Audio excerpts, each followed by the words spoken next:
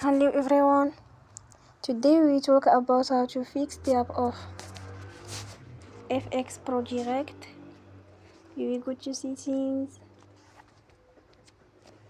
then we click on apps. After that you will search the app FxPro Direct and you will click. Then you will on for stop.